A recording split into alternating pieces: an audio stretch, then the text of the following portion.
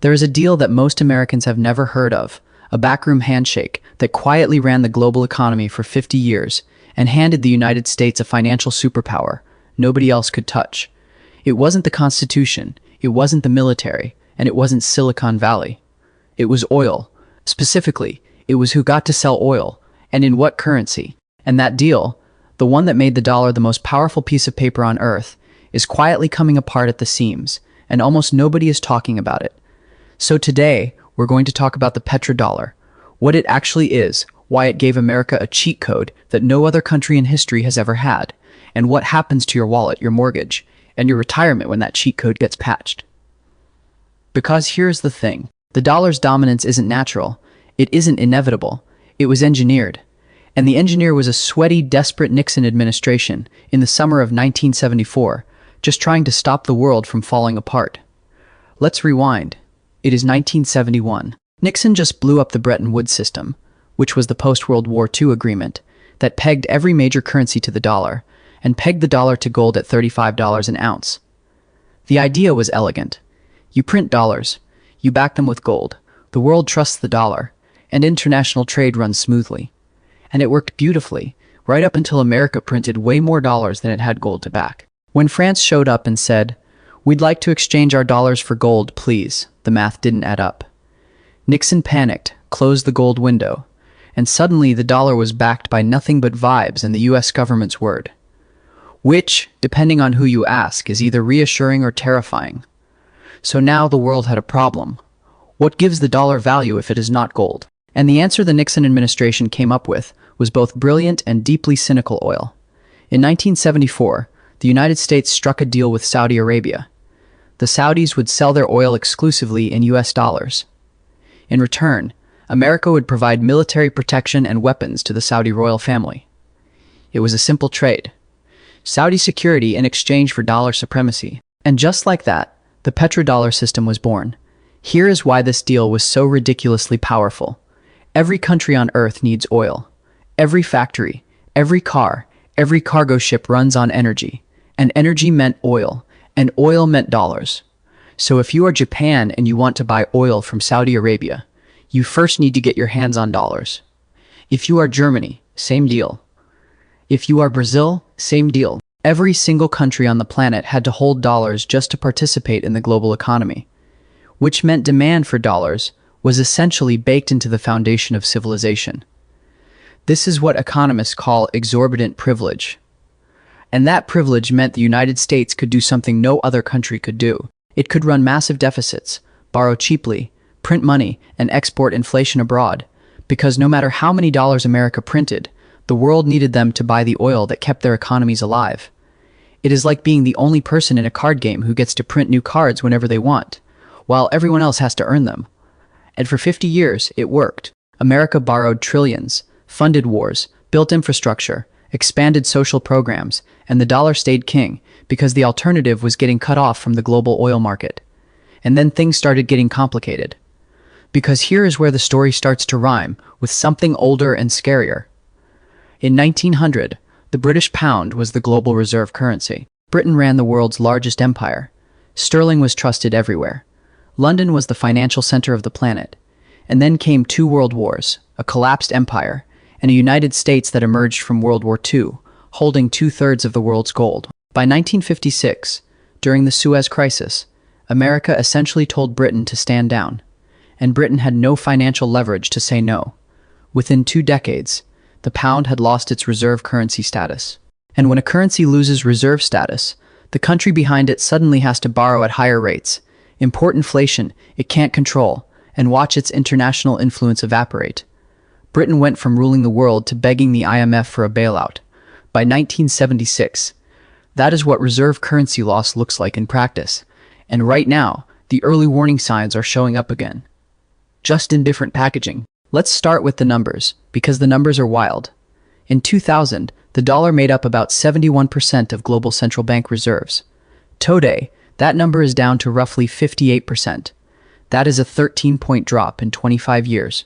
It sounds gradual, it sounds manageable, and that is exactly how the British pound fell too. Not overnight.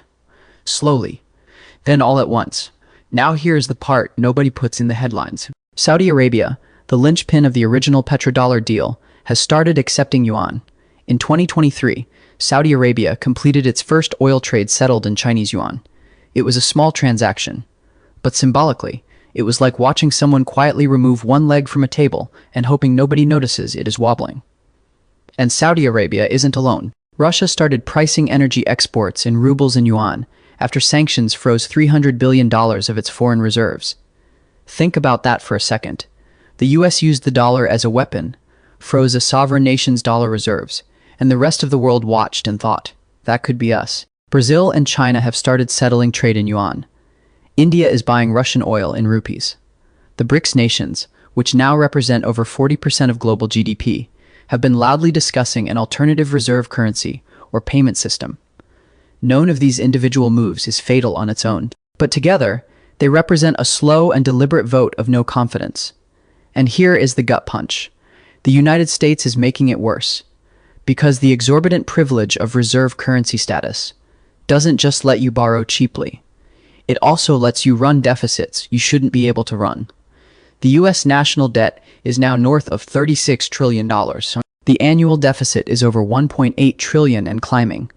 Interest payments alone on that debt now exceed $1 trillion per year. That is more than the entire defense budget. And as long as the dollar is the reserve currency, the world absorbs that excess.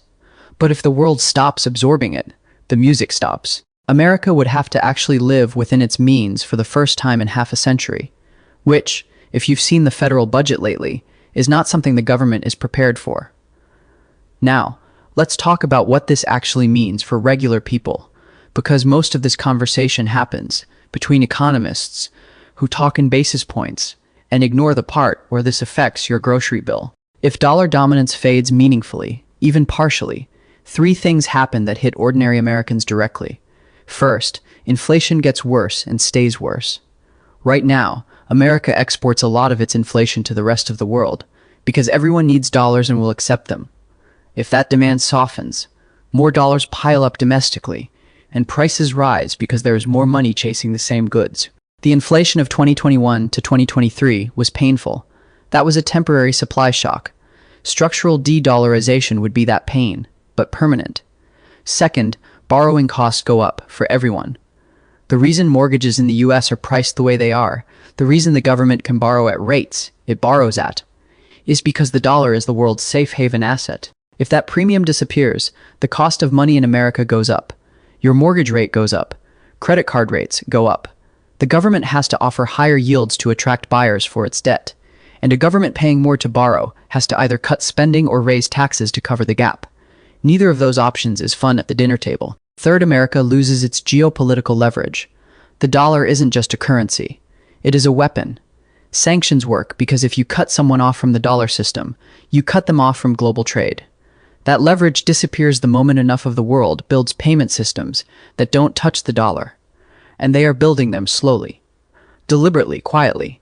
So here is the honest answer to where we are. The petrodollar system isn't dead. Not even close. The dollar is still the dominant reserve currency by a wide margin. Most global trade is still priced in dollars. Most central bank reserves are still in dollars. But the margin is shrinking, and the trend is not America's friend. This is not a 2025 crisis or a 2026 crisis. It is a slow structural erosion happening over decades. The British pound didn't collapse on a Tuesday. It took 30 years of managed decline and one moment of brutal clarity. And the US dollar could follow the same arc, not with a bang, but with a long, boring, grinding loss of leverage that shows up first in your grocery bill, then in your mortgage rate, and eventually in the realization that America has to start playing by the same rules as everyone else. Which, if you've been following the national debt situation, is going to be a very rude awakening. The irony is that the petrodollar system was designed to replace gold as the thing that gave the dollar its credibility. But gold is now at all. Time highs, central banks are buying it at record pace, and countries are quietly building payment systems that bypass the dollar entirely, which raises the uncomfortable question of whether the thing that replaced gold is slowly being replaced itself, and whether the world has just decided that this time, they're not going to let America pick the substitute. So I want to hear where you land on this. Do you think this is A, overblown? The dollar is still king and this is just noise. B, a serious long-term threat that ends with America finally facing its debt reality.